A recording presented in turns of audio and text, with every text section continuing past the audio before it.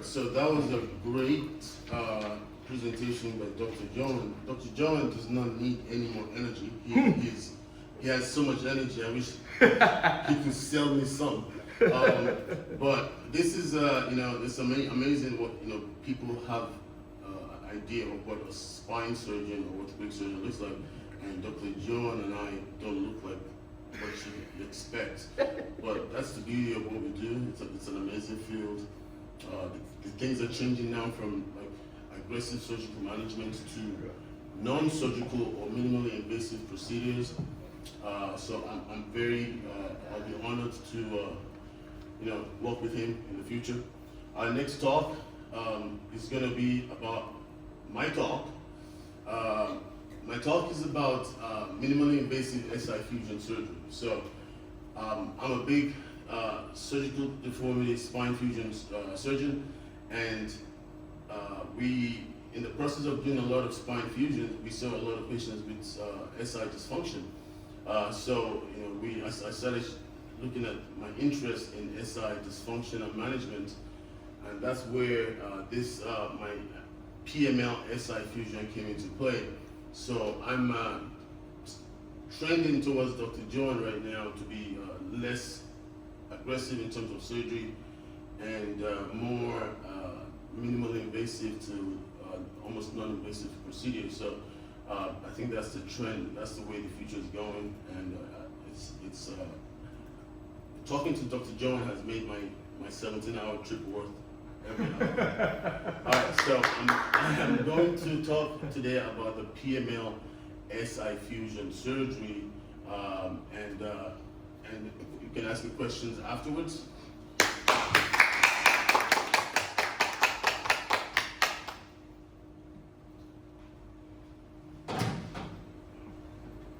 All right, so thank you for having me. Again, it was a nice 17-hour flight from San Francisco. Came in last night at 6:30. This is my first World Symposium of Orthopaedics conference, and I'm looking forward already to the next one.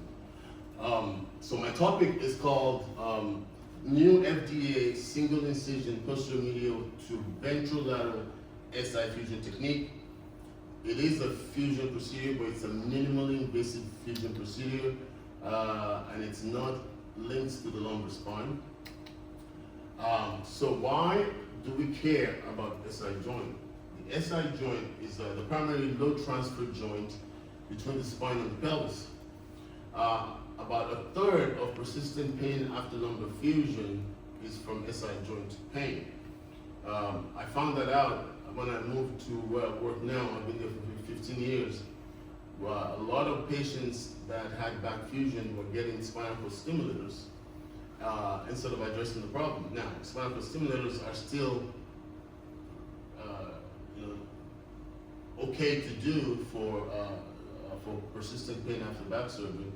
But once we identify the pain source as SI joint in most cases, all the SCS companies, St. Jude's, Medtronic, they left the city and moved to another town.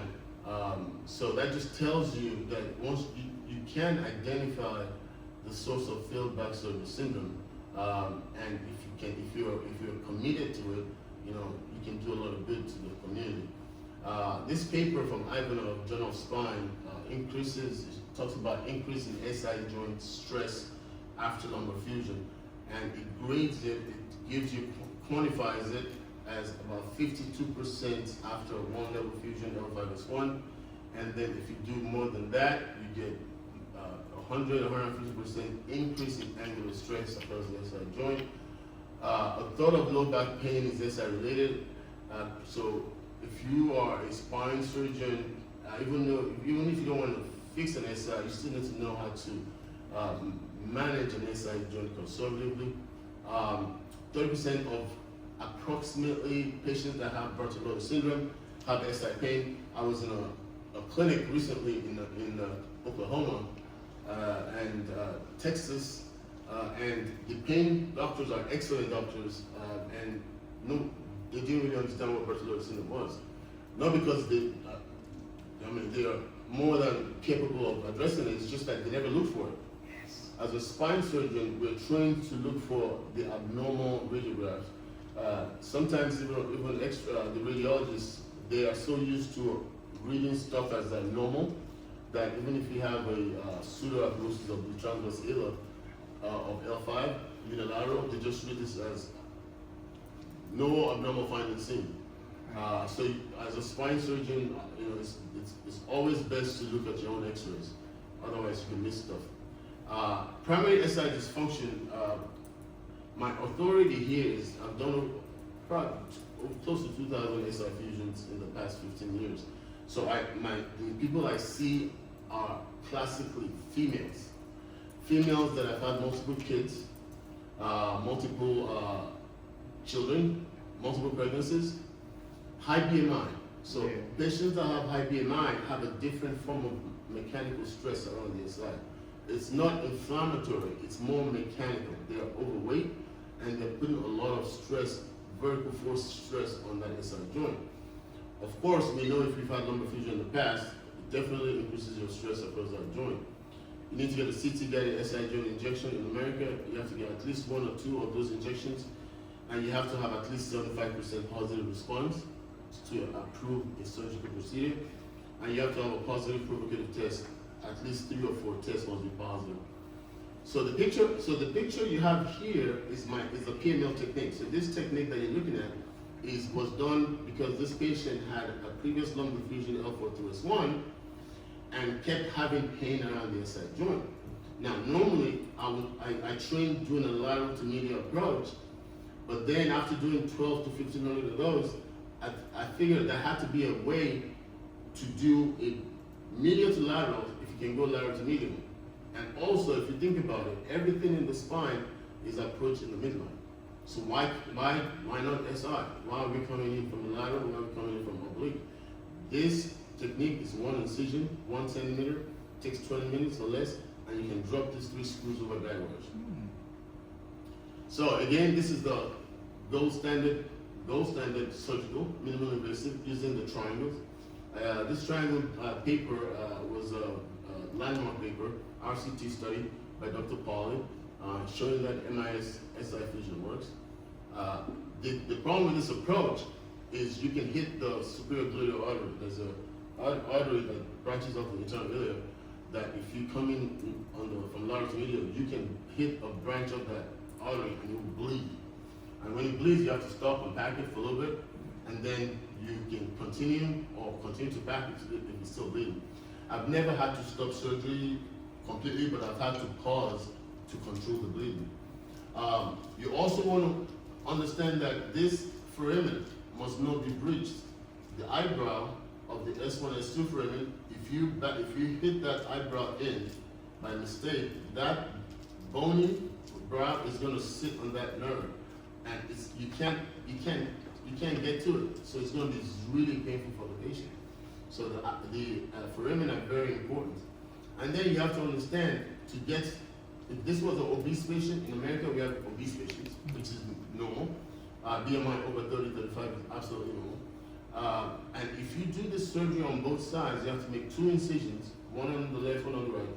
And if they develop any wound problem, first of all, they can't lay on that side for 6 weeks. So think about, you make an incision on both sides, they can't lay on the side, they're gonna lay on their back, they're not gonna be too happy. So this technique that we developed is midline. It goes in the trajectory of the S2AI. So if you're a deformity guy, at least if you studied it in school, you know S2AI goes medial to lateral. So I just modified that technique to make it a primary SI fusion, and we got it approved by the FDA. The other thing you have to understand is this technique is full weight bearing. My technique, PML SI fusion is full weight bearing. This typically is 4 to 6 weeks of partial weight bearing. This is the inlet view of the gold standard approach. So you can see the anterior SI joint, the joint. This is the perfect SI area of the joint that you want to fuse. Some techniques come in oblique and stabilize the ligamentous portion, which gives you stability, but you don't get the optimal stability that you need with that approach. Now this approach, this is the posterior oblique approach I was talking about. If you notice, just looking at that picture, it stabilizes the posterior portion of the sacrum. But look at this area, it's wide open. The anterior SI joint is completely untouched. So if this patient has anterior pathology, you're not going to get the stabilization you need. That's why some patients have SI fusions and they still have pain afterwards. So optimally, you want a system that stabilizes the true joint, not the ligamentous portion, right? So this paper shows, you know, a 7-point drop in ODI in this approach, and you can see it kind of makes sense. The ODI from lateral to medial, almost 26 points drop. So now, the people that use this technique can say, oh yeah, we do get good outcomes. Of course they do have good outcomes, but they don't get optimal outcomes and consistent outcomes that you should get if you were traversing the anterior SI joint. This is the PML approach. This screw is the SI bone torque screw. SI bone is one of the leading companies that manufacture SI screws. So this screw is a self-autograft harvesting screw. It transfixes the joint, which I'll show you. Now, this screw was designed for lateral to medial, but I modified it to go medial to lateral. You can see the size of the incision. It's only 1 centimeter to 1.5 centimeters. And you can put 6 of this through that hole. And that's what we do all the time. Now, you can see it's a modification of the S2AI. The green outline is a typical pelvic screw. S2AI pelvic screw. You can see how it crosses, bisects the anterior SI joint. The reason why this screw gets loosened in the pelvic fixation is because it's a machine screw. It doesn't allow for any on-growth or in-growth. It's all smooth. But if you put this screw with a 3D print, with a plasma sprayed and outer surface, you get both on-growth and in-growth. That's why papers have shown that if you have a pelvic screw and you just add an additional 3D printed screw, cephalad or caudal to this S2AI, it stabilizes that SI joint. It also protects this S2AI screw from loosening. So the modification of this is what we did, and you can see how it crosses the anterior SI joint. The posterior oblique crosses here. So this is completely wide open. I show this picture again because, you know, a lot of people say, well, it works. Yes, it does work sometimes. But look at, again, this is another picture, another case. Same thing. Anterior SI pathology is not addressed by this instrumentation. So we published this in the Journal of Clinical Spine Surgery last year. It was a huge deal. It was a single surgeon publication. I practice in a small town, so I don't really have academicians helping me, but I was determined to publish this because of what we were seeing in terms of outcomes. And this was a small case series publication, but the reason we published this was was a surgical technique, and we actually published 6 minutes of step-by-step intraoperative surgical procedure, SI fusion, so that you can actually watch the video on this in this journal. And Journal of Clinical Spine Surgery is one of the top journals we have in the US. So this paper has been a great paper in terms of innovation, leading conversations about all other options that are out there for SI fusion. That's why I'm here. This paper, I can see, you know, 4 case series, voice narration, 6 minutes, discussion of SI dysfunction. We got FDA approval, which was a huge deal. To get FDA approval, you have to go through a lot of steps in America. You have to go through 510K, but because this was a technique, we were able to get through the 510K quickly and show safety and effectiveness of the technique. These are pictures that were published in the paper, so you can see examples. This is a patient that had previous lumbar fusion to the sacrum. We dropped 2 screws on both sides, minimum of 2 screws. That's what the FDA accepts. I'm going to talk about this quite a bit. This is called the internal rotation view, called the iliac teardrop. You have to get an iliac teardrop to make sure your screw ends up within the teardrop. from my experience when I was doing this, I was not paying attention to the teardrop, and everything would look perfect on the x-rays. And then I'll get a CT scan 6 months later, because some of them may still have some pain, and you will see that one of the screws is in the joint, because it's medial to the teardrop, which you cannot see on a 2D image. So doing more research shows that if your screw is in the teardrop, it's 100% across the SI joint. If your screw is not, or your guide wire is not in that teardrop, if it's medial to it, you're in the joint. So once you know that, you're pretty confident that your screws are safe. Now, if you have navigation like you do, you probably don't even need as much fluoro. You can just use navigation to get this across. But these patients have 90% incremental pain. Within 24 hours, they're up and walking. I had a patient drive to Dallas in 72 hours with minimal discomfort. Again, you can see teardrops. If you get a teardrop view, you're pretty safe. This is a post-op picture of a patient that had, so it was a young woman, had postpartum cardiomyopathy, could not go to sleep, so we had to do this awake. So this surgery was done awake with just IV sedation. We did it took 10 minutes, and this was a post-op film. And within 24 hours, she sent us an email saying, it's weird, she had this rubber band feeling on her foot, and that rubber band feeling had completely disappeared. SI pain is difficult to pinpoint dermatom, but L5 is part of it, and sometimes S1. And one thing neurosurgeons don't even know, because when I explained this in Los Angeles last time, is when you think about this, the L5 nerve root comes down in the nutshell, okay? If this joint is inflamed and you're in the dependent position, it will irritate that L5 nerve root. That's why some patients that have SI joint dysfunction present with L5 radicular pain, and surgeons think, oh, it's a herniated disc, but it's not. So once you know the concept there, then you understand why they have L5 radiculopathy. This is a great picture that you have to just love. It's a teardrop view. Your guide pins go into the teardrop. I don't even measure this at all because we've done measurements in the lab. At least a 55 millimeter screw crosses the SI joint. So I just dropped a 60 millimeter screw for females and 70 for males.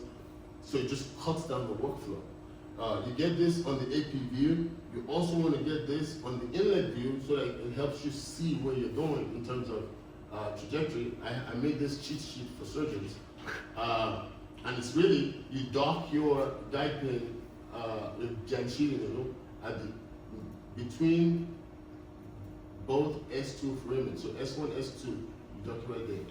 You aim 45 degrees towards the teardrop, so basically you get an IR view.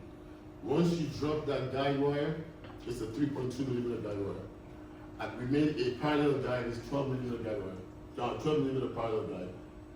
Place it over this guide pin. Drop your second guide pin because it's 12 millimeter separation. And you confirm on the inlet view. And then you can do an IR view on the inlet view, so you can see the lateral wall of the ilium. It knows you're not breaching it. And you can see the SI joint, it knows you're passing. So these are all 60 millimeter screws. And then if you feel, if the patient has a high BMI or osteoporosis, I will drop a third screw. And basically the same thing. You just leave one guide pin in place, put your 12 millimeter guide, parallel guide, and then drop your third wire. What you want to do, don't just start your placement anywhere. Because if you're going to build on it, you want to be systematic. You don't want to start one there and then you don't have enough room below, right? So you always want to start the first one as caudal to the teardrop as possible, so at the tip of the teardrop. And then you can build 2-3 screws above that. This is the cartoon of it, right? So remember, posterior oblique lateral, you're coming from the iliac crest, you're going through the ligamentous, right?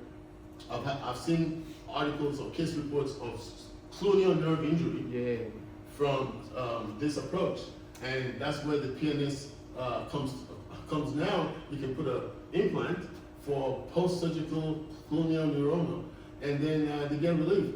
Before the PNS system, there was nothing. You get injections. Now you can actually place bilateral cluneal nerve PNS, and they get relief. And I've seen that in the clinics. So PML, you can see the black line, see the anterior SI joint. Posterior oblique, I mean, you're gonna get some fusion, but you're gonna get ligamentous. Lateral to medial, decent, but you can't connect a lateral to medial to an existing construct. I'm gonna talk about this again.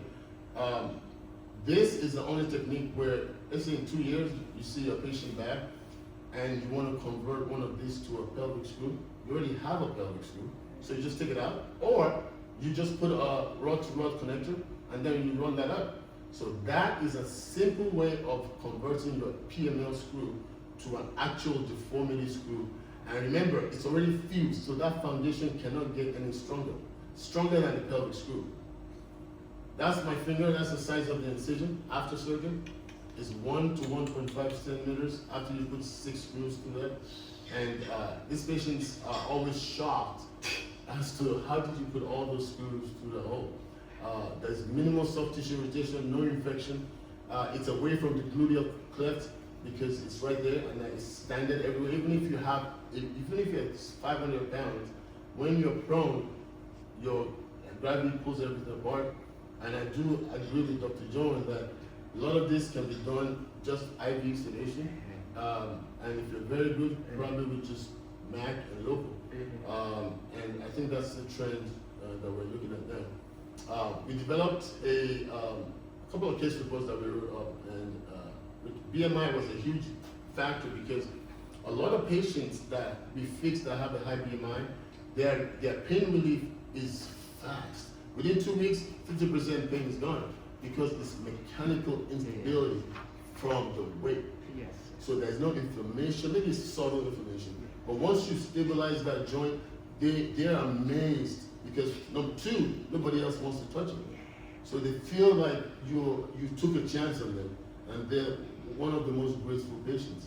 Again, this lady, she's 26 years old. She's a daughter of one of my nurses. She's a spine nurse, and she had done RFA, everything. She has like 3 kids, and she came to me and we did a bilateral SI fusion on her. This is a picture intra-op.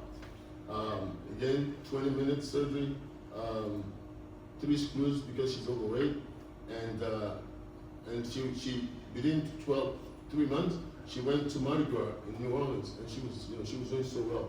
Now it's not going to take away all your pain, but it's going to take away a huge chunk of it. 75% is a huge chunk. Again, we're going to go through quickly indications, right? So this is primary SI fusion, no back surgery, SI joint dysfunction confirmed with CT guided injection and provocative test. Of course, before you get to this point, you try other things, injections, RFAs, PT, all that good stuff. And then if it doesn't work, then you can do this bilateral SI fusion PML, 1.5 centimeters here in the middle. You drop this. The worst case scenario is they don't get 100%, they get 50%. But remember, it's better than where they started from. So this surgery, I always tell people, is the opposite of back fusion. You don't take away the mobility in SI fusion. You are actually restoring the ligamentous integrity to where it's supposed to be. So you don't have any motion loss. Women ask me, can I have children? Absolutely. This joint does not expand. It moves only 2 to 4 millimeters front to back. Revision surgeries, I've had to do this, previous SI fusion with triangles. Couldn't figure out what to do because you can't take this out. It bleeds. They have fibrous union. They are huge. If you take it out, what do you put in the space? You put bone graft in there. When PML came, I realized there's always a shadow of the teardrop below any implant. Any implant. So because you can see the last portion of the teardrop, you can put this screw across into the teardrop, and I'm telling you, just one screw makes a huge difference for this patient. Now I put 2 here, but I've done one where just put 1 screw and you get a solid bite, and these patients feel amazing without touching the triangles. Osteoporotic fracture with SI dysfunction, again 4 because of the bone quality, but you can see that it's completely, the biomechanical stability is backed by the fact that you're crossing the anterior synovial joint, both sides. Oblique lateral, you're just going to be here. And then in older patients, you may not get much sacrum. You may have a sacral insufficiency fracture around your implants.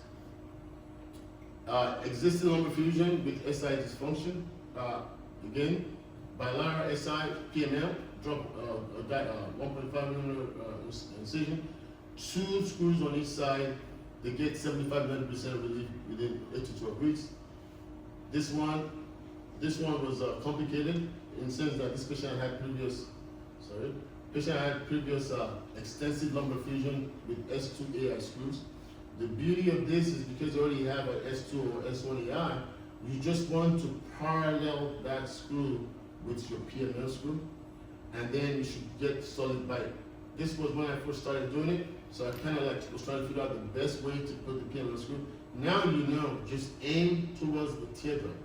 Forget, I told a surgeon in Dallas recently, he had this problem. I said, act like the S2 AI screw does not exist, and just aim like you normally do towards the teardrop. And he did that, Dr. Calloway, as an orthopedic spine surgeon in Dallas. So I do a lot of conferences on Zoom and talk and tell surgeons, the best way to handle these things. We started a platform, teaching platform online for surgeons. It's called the PML Masterclass, and it's really to allow surgeons to learn this technique comfortably at home without feeling nervous or ashamed that I don't know what PML is. What I did was I actually showcased the lateral to medium and PML in my 6-hour teaching platform. So it's an online masterclass for surgeons, pain management doctors. They can watch it front to back, learn 2 SI techniques, and ask questions on the community. This is the app. It's a free app. I encourage anybody to download it because it's free. And then you can watch free videos of me talking about the PML technique.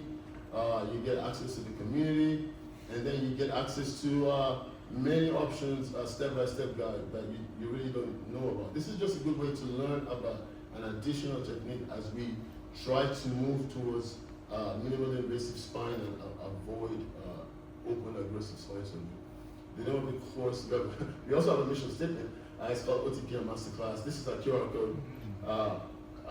This QR code will take you to my website. It's called masterpml.com. These are my old websites. They exist as well, but the one that this will take you to is called MasterPML.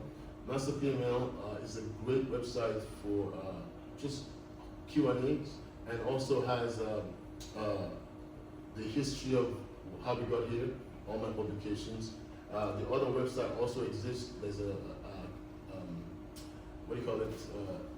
AI Q&A on there. Like you can ask as many questions. This is my primary website of my surgical clinic, which also you can watch some videos on there. This is a book I just published last week. Called SI Joint Dysfunction, The Truth Shall Set You Free. It's a book that is for everybody. So it's not too technical, it's not too layman, right? But it's only about 70 pages, 65 pages, but it just kind of gives women peace of mind that they're not going nuts when the surgeon says, I don't see anything wrong. You go to the book and say, hey, there's a doctor in America that says there's something wrong with me, all right? So I thank you guys for having me here. I really think it's amazing coming all the way to Singapore. I'll be happy and excited to join you guys next year, wherever you guys are. Thank you. Dr. Babaji, Yes. thank you for this superb and terrific presentation. It's so amazing. Maybe a few questions. Yes. Thank you. Maybe we start from the primary SI correction. So, how if female, this is probably less chance for ankylosing spondylitis, because we know that's one of the most common of the sacroiliitis is coming from ankylosing spondylitis. Even now, we have a new term, this non-radiographic spondyloaxial spondyloarthritis. And how could we differentiate whether which patients in the primary that we need to do either this PML or conventional SI correction, or with the anti-inflammatory or even biologic like TNF blockers. Thank you. Yes, very good question. I get this question all the time. So typically, SI joint dysfunction and SI joint diagnosis is really a diagnosis of exclusion. Yes. So you don't go in and see a patient and go, you have SI joint pain, or you have SI joint disease. You have to go through your workflow. Do they have a herniation? Do they have disc problem? Do they have pain with flexion or extension, axial pain, disc, facet pain, rotation? So you go through all that. Now, if you've ruled out all that, and you don't think the source is that, or they don't have radicular pain but they have severe back pain, then what in America, what the insurance companies want to do is, if you get MRI, there's a huge chance it's going to be normal. Right. Okay. Now, if they have spondyloarthropathy or spondylitis, you're going to have increased signal, right? So that one is an easy diagnosis. You see that, you give them the option of anti-inflammatory and all that stuff. Even perfect indication for those. Because if it doesn't work, you can do this surgery, right? Now, if the MRI is normal and your provocative test is positive, so the studies show that if you get 4 provocative tests positive, it's 95% positive predictive value. So if you have at least 3 or 4 plus a positive relief from a CT injection, you're pretty sure it's your SI. Okay, so insurance covers all that in America. So, but even with that, you can still do your biologics first. Like you said, I mean, why not? Because there's still an inflammatory process going on. It may not be obvious yet, right? Because you know, we have different grades of firming grades, modified firming for this, all that stuff. You have the same thing for the SI joint. So if it's not at the point of severe degeneration where you have vacuum phenomena, and, you know, then you still can you can still do your stuff. The question is, will insurance cover that? You know, but if the patient doesn't mind that you want to do that first, that's fine. So yeah, that's a great question. I think that's the best workflow, and the only way to get used to it is to start seeing this patient. The more you see this patient, the more you see them. They just start showing up. Not because they're showing up. Your sensitivity is now lower. You're seeing a lot more because they're there. Absolutely. And it's bringing me to the second question. So for the post-fusions of lumbar, so how can we differentiate this adjacent spine disability and orthosis SI dysfunction? Yes, thank you. That's a fantastic question. If they don't have any instrumentation, then you know it's SI dysfunction. That's easy. Yeah.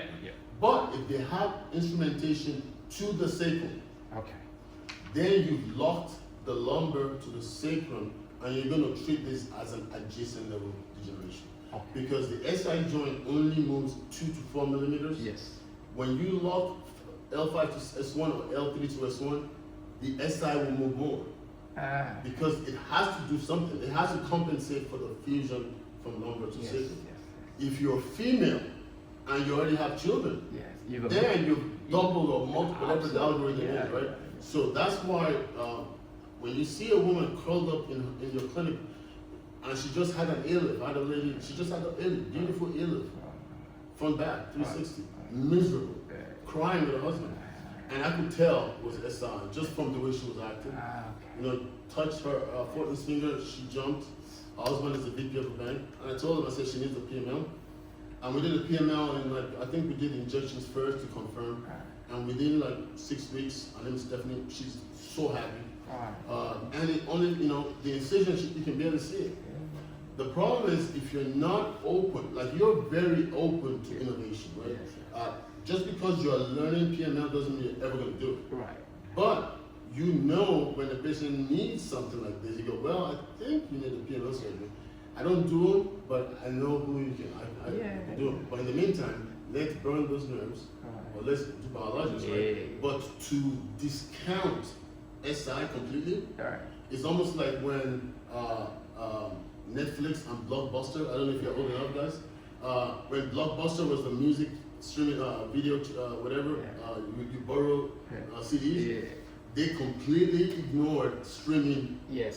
technology, Exactly. thinking that it's not gonna last, and then they went bankrupt. Yeah. Same thing with SI. You can't ignore it. Right. It's here. Right. So you have to accept it. You have to accept BVN.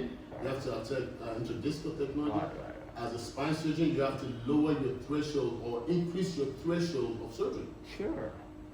Try the other options. Right. So that's why I'm excited to see you. Yeah, me too. So excited. I feel like this was awesome. Yeah, this is last question. Yes, So because it's so exciting about the PML technique, and if let's say because I also love your cheat sheet for your exam. We see Ilya teardrop that we just fire 45 degrees. That's it. Yeah, that's it. So my question is, how many millimeters or how many cms that if let's say we already fire more than 2 or 3 maybe, so what, we have 45 degree at one time, then how we know that if let's say we need more than 4? So the FDA approval is 2. Okay. You can get 4. The best way to do 4 is, like I said, it's like a building block. You start at the bottom of the teardrop. Yes. We calculated that 12 millimeters of spacing. Make sure that the heads don't hit each other, so there's no convergence problem. Okay. Because if it's lower than that, if it's like 10 millimeters, the heads will hit each other. Yes. So 12 millimeter, 11.75, 12 millimeters is perfect. And the SI joint is not a 2D image. So sometimes if you think they're actually touching on the 2D image, you get an inlet, they're totally far from each other. So you can get 4 in there easily. All you're doing is you're stacking it. Always remember, when you dock your jamshidi, only use jamshidi for the first step. The second steps are just the guide wires. You always want to make sure that on the IR view, you have at least 1 finger breadth from your docking point and the SI joint. That shows you that you're catching enough sacrum for the fusion. If you get an IR view and your jamshidi or 3.2 guide wire is on top of the SI, it's an iliac screw. You're not doing anything. So you want to make sure you're medial to the iliac to the SI joint on the IR view, on the teardrop. And all you have to do is just go 1 finger breadth, measure like you know how we do it, and just go, okay, dock it there, and then 45 degrees, you're going to catch more than enough sacrum, and you will feel it when you're locking it. It's like you can't go any further. Like, unless, if you're osteoporotic, if you do too much. So 2 finger tightening, it's solid. And the other good thing about this technique is, like I said, in 2-3 years, if one of your third patients needs spine fusion, it's already there. And to take it out, we've learned it's easier than the triangle. You just fire the 3.2 millimeter guide wire through the core. It breaks all the fingers of the fusion. And it's free. So it's like a cave. Once you break the core fusion fingers, then it loosens up the screw. So so those come with experience, but it's absolutely a good thing to do, especially for you. I think you need to add on your cheat sheet there. 1 finger bread. You know what? I actually agree. Because the surgeon in Dallas asked me to add it on there. It's must. It must. This is wonderful. It's wonderful. This is why I do this, so you can give me feedback. And I'm very receptive to Sure. Thank you so much. And I learned a lot also from the PML, because we absolutely do not need to worry about your superior glutes. Or the nerve. So it's very no-brainer for us. It's safe. To bone. Exactly. It's so moving safe. away from the S1 through S5 nerve, because you're going away. You're not going too much. So there's nothing there. It's still more accurate than intra-articular, because I've seen intra-articular is a good one to do. If you're very good at it, you will be able to put it in there. But remember, intra-articular is posterior. Exactly. So the anterior SI is untouched. So no matter how good you are with posture and articulation, Yes. you can't get to the anterior. We can't. Yeah. So that's The what same we- like your picture. Yes. Yeah. The interior is still It's there. wide Yeah. open. Wide open. So it's almost like a door. Yeah, So you yeah, feel the back, yes, it's yes, still- yes. so- They are still there, so they will feel the pain. Absolutely. So yes, that's yes. why Yeah. it's a good thing to think about and say, okay, how do I get maximal stability with least incision Exactly. and exposure? I've done 1,000 of these. The only thing I did learning was when I got a CT scan Yeah. and placed the screw Yeah, because it was medial. No infection. Sure. You know, and there's no restriction. Right, You know, right. so it's very safe. I've had a few surgeons adopt it now, Wow. and they just call me and show me the X-rays. Sure. I think it's gonna pick up. Yeah. I think Asia will pick it up because it's just more innovative. Yeah. You know, less status quo minded. Right. So you know, we'll keep teaching it. I think this is the way to go. I should fly to your center to Yeah. learn from it. No, I think I'll be happy to. Oh, thank you. Thank you. I think we'll have a lot of people there to welcome you. Right. Thank you so much. And we can, not just this, we can talk about BVN. you know, intercept, Vivian, yeah. PML. Exactly. So I think this is I think the more surgeons talk about the outpatient model of spine surgery, Yes. the better for patients. Exactly. So- Exactly. Absolutely Yep. agree. Thank you so much, Dr. Absolutely. Babaji. Thank you. I appreciate you guys. Thank you. All right. Alright. Okay. Let's exchange the Yes, number. yes, So, I- Okay, we are finished the session with some. Oh, too excited. Because Okay. you can send yeah, we can send it. and